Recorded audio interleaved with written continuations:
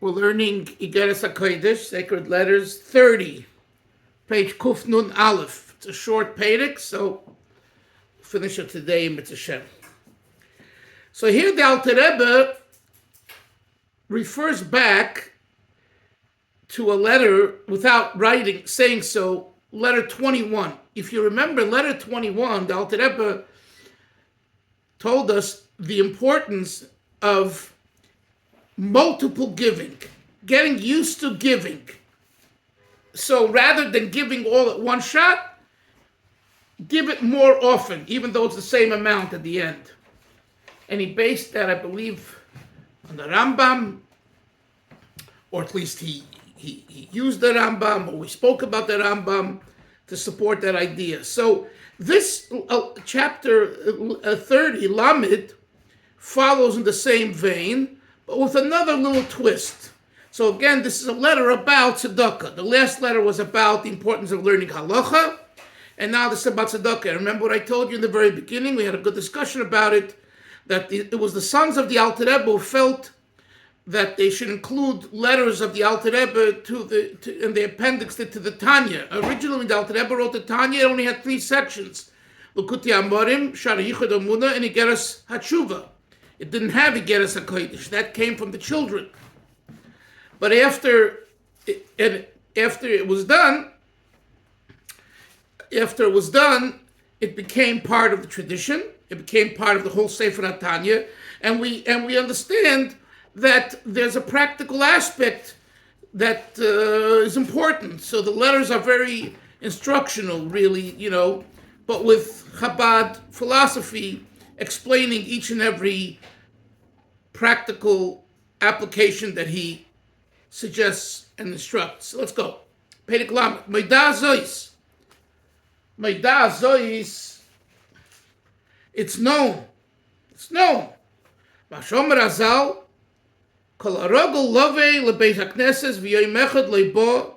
Whoever is accustomed to come to shul regularly, and one day he doesn't show up, HaKodesh Baruch Hu Shoylov, Hashem asks about him. This is a very, very famous Gemara. All the darshanim, the sermonizers, the rabbis have what to say on this. Shenemar, as it says, Ki mi b'chem yirei Hashem, who amongst you, this is a pasuk in Tanakh, fears God. And if you fear God, why don't you show up to shul? So again, literally, it's used like, hey, why did you miss a day coming to shul? And then Hashem keeps score. And Hashem says, hey, he's not in shul. And the lesson for us, of course, is that when someone that you know in shul, you don't see him, regularly he comes, that you should actually call him, email him, contact him, text him, WhatsApp him, whatever. Visit him. Are you all right? What's going on? But when you look into the Gemara talks about when a person finds himself in a place of darkness, and that darkness causes a problem, and because of the problem, the person becomes depressed or lethargic towards Torah mitzvahs. The commentaries explain it, not that the place is a place of darkness, but that the person himself is in a mode of darkness, gloominess. And because he's in a place of gloominess, he doesn't come one day to the Beis Medrash. He has entered an abode, a domain of gloominess, of depression, of negativity. So the Alter Rebbe employs this Chazal and is going to make a similar argument about tzedakah. You were accustomed to giving this amount of tzedakah every year, and now you fell on hard times, and you're not giving it. Just like someone who was accustomed to coming to shul, but now he fell into a place of gloominess, of darkness, of difficulty. He doesn't show up. That's the reason why he begins chapter 30 with this chazal. Let's continue inside, you'll see it. V'chein b'chol ha-mitzvahs. You see, Isser, the words v'chein b'chol ha-mitzvahs The Alter Rebbe is saying that don't think that this Chazal is only about coming to shul. This is the Alter Rebbe's words. V'chein b'chol ha-mitzvahs. Right? Because technically, Avram, the Chazal say this is regarding coming to shul. Hashem asks you, where were you? I didn't see you today. So the Alter Rebbe says, yes, technically the Chazal is said about coming to shul, to Beis Medrash, but the logic is the same.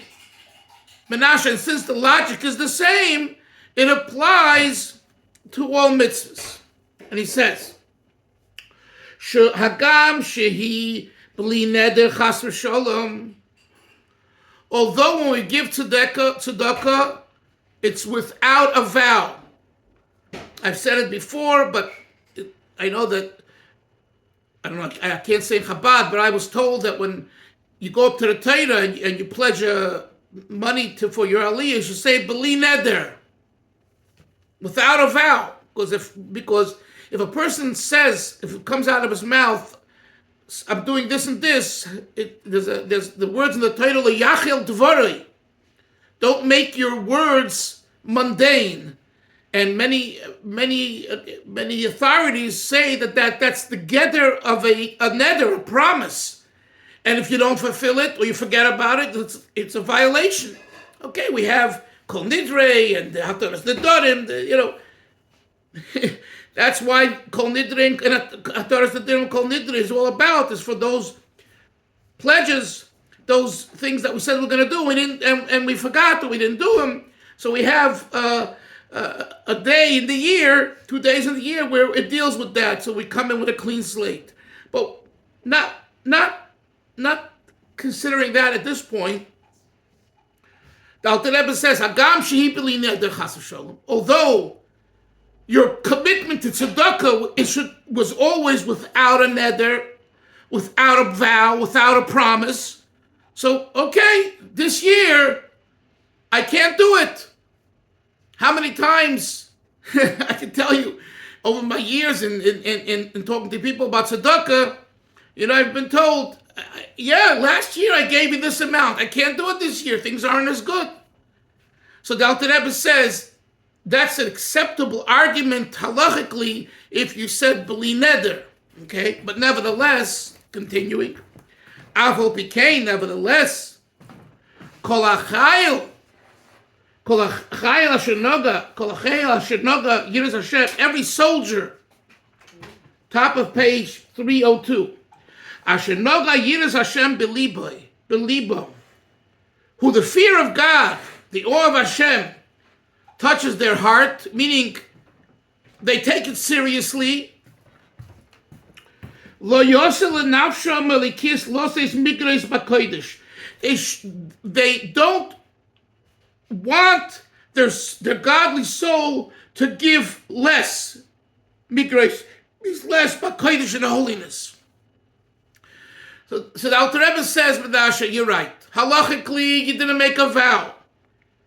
I never promised. There are people, even people give quite a bit of tzedakah. This idea that you're boxing me in every year, I have to give you. No. So the Chatchila, they make to themselves a vow. This is b'li neder. So that's a technical thing. But the Alter Rebbe says spiritually, you hear this, Menashe? Spiritually, the fact that you gave 1, 2, 3, and the person or the institution is relying on you, and your nefesh needs that giving and that amount. That's the point that he's making here. Even though technically, if you don't, you're not violating anything. Thank you very much. Since when is all of Yiddishkeit a technical experience? The spirit. That's why he says, look at the words. Lo yosel nafsham ha'elikis. Right? They don't want their godly soul, loses migres b'kodesh, to give less of holiness and automatically not be as holy. Let's continue. Why not? Masher kvar hurgalu, because they have already accustomed themselves midei shana each year to give a certain lahafrish to donate from their might, and right, b'chol ma'odecha, b'chol avavcha, uv'chol nafshecha, uv'chol ma'odcha. What do Chazal say? What's b'chol ma'odcha referred to with all your might? B'chol ma'moincha.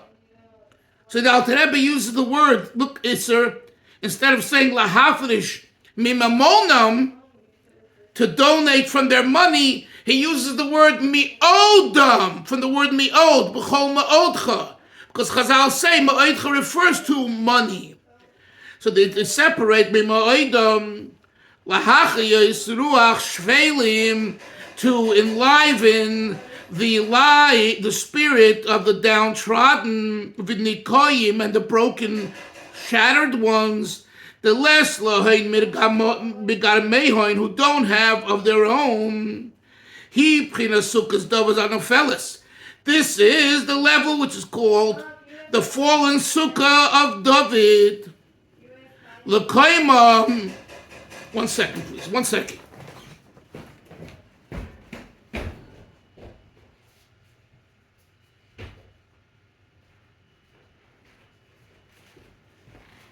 L'koima, to erect the fallen sukkah, right? Ularaimam, and to exalt it, and to accomplish v'chuli, etc. Ulemeheve echad be'echad, and to make it be one with one. So the Alter Rebbe says, technically, you didn't make a vow. You don't owe anyone anything. Okay, so let's get that clear. But nevertheless, the spirit of the law is missing. And why do you want to engage in that when you have an opportunity to create and to uplift the downtrodden, the brokenhearted? By the way, he's talking about here giving to people in Eretz Yisrael. I failed to mention that earlier. This is a letter to support, again, the Yidden in Eretz Yisrael. Now he adds the component of multiple giving. V'hakol lefi reiv ha'maaseh. Everything, meaning the great benefit of tzedakah, is based on rov ha'maaseh, multiplicity of giving, of action, which is alluding to what he said earlier in chapter 21. Ulefi ha'cheshbin, and according to the amount, Kamay Merazal, Kol Pruta, Pruta Mitztarefes L'cheshbon Godel, each Pruta, each penny, each coin, Mitztarefes, is combined L'cheshbon Godel to one large amount. So don't discount small giving, multiple giving, because at the end of the day, you get a lot. You know, and I see this in shul, I'm sure you see it. You see the same people coming almost every day, right? We've discussed it. And you know, maybe it's my Yetzer Hara, but you like to say, wow, they must have gathered a lot of money because they're doing this every day for years and years and years. You see them. Kol pruto. So even if you give them a quarter or a shekel, this or that, every day a shekel, every day a shekel, every day a shekel. At the end of the day, and imagine they collect from 100 people 100 shekels each day and every day for years. It's cheshbon gadol. So the Alter Rebbe says it's important to give multiple times, even if the amounts are less, because at the end it combines itself for a great amount. Al derech Maimer Azal, similar to what Chazal say. Amosai Godol, when is Hashem great? Amosai Godol Hashem, when is Yud-Kei Vov-Kei great? Kishahu Be'ir Elokeinu. There's a verse which says, when is Yud-Kei Vov-Kei great? When Yud-Kei Vov-Kei is in the city of God. What does that mean?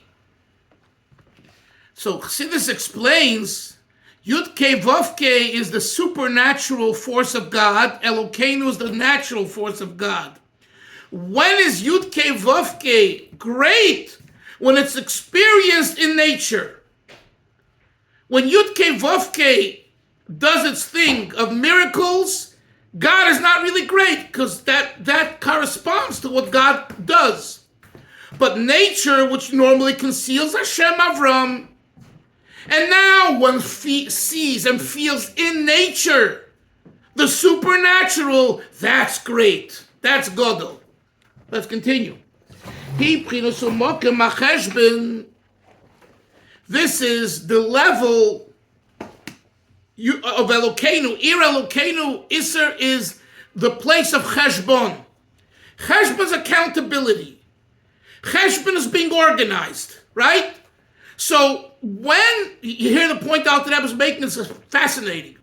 That when you give, and in a calculated way, and each time a little bit, specifically then you express the greatness of Hashem.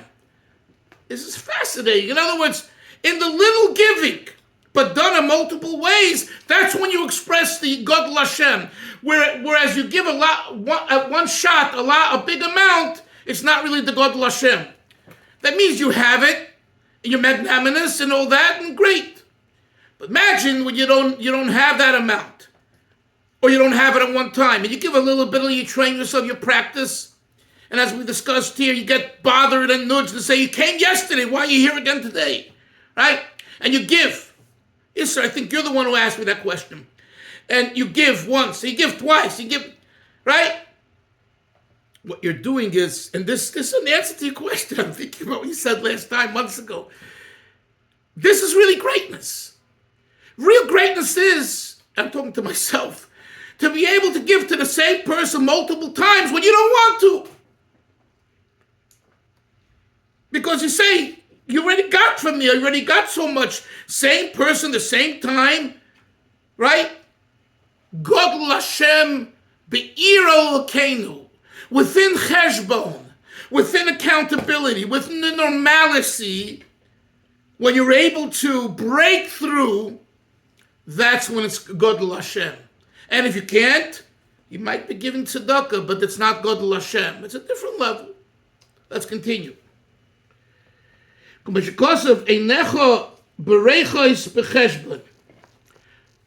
Your eyes are a pool of accountability. In other words, the eyes of Hashem are expressed through accountability. And just like a pool gathers water in one area, so too Cheshbon, accountability, gathers the greatness of God. That's the comparison. Kenoida, and Alter Rebbe says this concept is known. It is specifically through the arousal of below that we draw down life and grace and benevolence through the act of tzedakah with a good willingness, a favorable willingness, the saver ponim yofos, with a happy smile. Very important. Sometimes we don't want to give, or sometimes we're not in a good mood. The saver ponim yofos. Why should the recipient, listen to this, Yoni, why should the recipient feel your wrath, either because you woke up on the wrong side, or you're thinking to yourself, I gave you yesterday. That person, for whatever reason,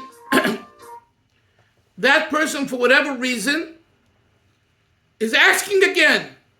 B'sever ponim yofos. Now these are not easy things. That's why we learn them.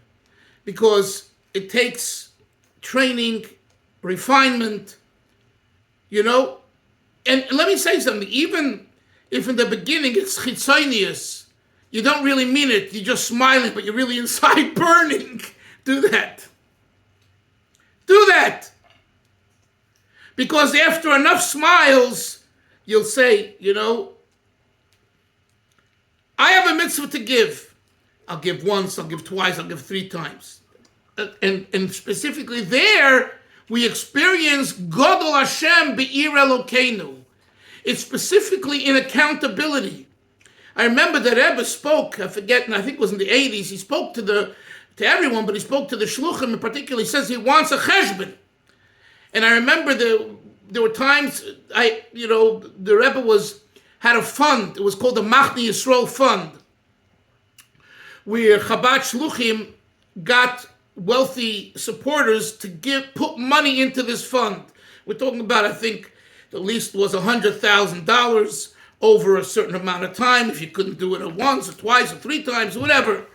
And when you did this, you had the merit of going up to the Rebbe twice a year, between Rosh Hashanah and Kippur, and also before Pesach.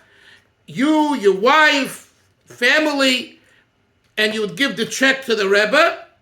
He would give you whatever, either $1 or a honey cake or whatever it is, and you were able to speak to it, and there was a big, people didn't just speak to the Rebbe. So here you can talk to him. I need a bracha for parnasa, for children, for this, for that. So those that were able to. Gave me $2. You were at the Machne Yisrael Fund? No. You were? I was at the fund, but I went to Rebbe. I went on a Sunday. He gave me $2. I'm not talking about Sunday. Sunday is one thing. Sunday, every person can go. We're talking about the Machne Yisrael Fund. You had to make a commitment of $100,000. Very few people did that, were able to do that. But Shluchim, who had Balabatim, their supporters, they had those means, they were able to go. So it was a specific program. Once they went, they brought their wife, they brought a child, whatever, like that. It's online. Look it up online. It's called the Machne Israel Fund. So what did the Rebbe do? From that money, he sent out to us shluchim 3 times a year $1,000 per mosed that you had. So when I was in California, Marin County, I had 3 mosdos. I had a mikvah Chaya Mushra. I built a mikvah. I had a Chabad Al Shul. And I had a yeshiva of the Bay Area. And I got 3 checks. The Rebbe one year was my biggest donor. $9,000 to $10,000, because he gave out that year 3 times the money. And where did it come from? The Machne Yisrael Fund. After a few years, it dried up, and there was no more money coming. While the Rebbe was alive, the Rabbi Krinsky, who was managing the fund for the Machne Yisrael, for the Rebbe, said, "We don't have any more funds right now." So, because I had 3 moistos, and then I remembered that he said he wants an accountability. He's not just going to give you a check. You had to give him a cheshbon, and I did. So I'm saying we're learning here in Tanya all about this concept of cheshbon. Cheshbon is not a stifling experience. Cheshbon, at the end of the day, is the ultimate experience. That within cheshbon, you find the highest, the greatest. Right? There's a lot to talk about this, because a lot of people don't relate to this and don't understand this or aren't that way. I'll just say one name that, and it's Yoni's shul namesake, Reb Shlomo Karlbach. He was the furthest away from cheshbon. That wasn't him. Whether he was born that way, I think he was. Whether he developed it, but he wasn't about cheshbon, keeping records and keeping receipts. Not at all. And it actually, hurt him in different things where he didn't get reimbursed. And his parents had tinus. I wrote about this in my book. I'm not going to go into it right now. So cheshbon is it's a difficult thing to keep a cheshbon, but you have to keep a cheshbon. So the Alter Rebbe says here that through the cheshbon you experience Gadol Hashem. Let's continue. I want to finish. And he says, Isarusa de Leila. So when you exert yourself, the arousal from below, in keeping a cheshbon, and you do so with a smile, it elicits an arousal from above. Yoir Hashem Ponov, Hashem's face will illuminate you. Hu ha'aretz v'mshachas chen v'chesed, through the shining and the emanation of grace and kindness. V'ratzenel yemechaya chaim baruch hu, the supernal will of the living God. Asher l'gdula seyen cheker. Hashem has no one can understand him, and there's no end to him. Vasoga klal, no one can, el prinas malchuscha, from there, from this lofty level of God, and come down to malchus kolim, into the Hashem being the king of all worlds. Almid is Galia, meaning our revealed word, Hamachaya Kolabruyim, that Hashem will enliven all creatures, firstly in the supernal chambers. The Tachtainim and the lower ones, over there in the lower ones, there is an exact amount, Kosov, Elif, Alofim, Yisham Shishuni. Thousands of thousands will serve me. That's a cheshbon. It's a lot, but it's still thousands of thousands. Zeu cheshbon gadol, says Dalfin, but this is the meaning of the great cheshbon, the great accounting. Shal yedei reiv ma'aseh hatzedakah, through the multiple acts of tzedakah, shalom ma'aseh hatzedakah shalom. Through the multiple acts, your tzedakah is complete.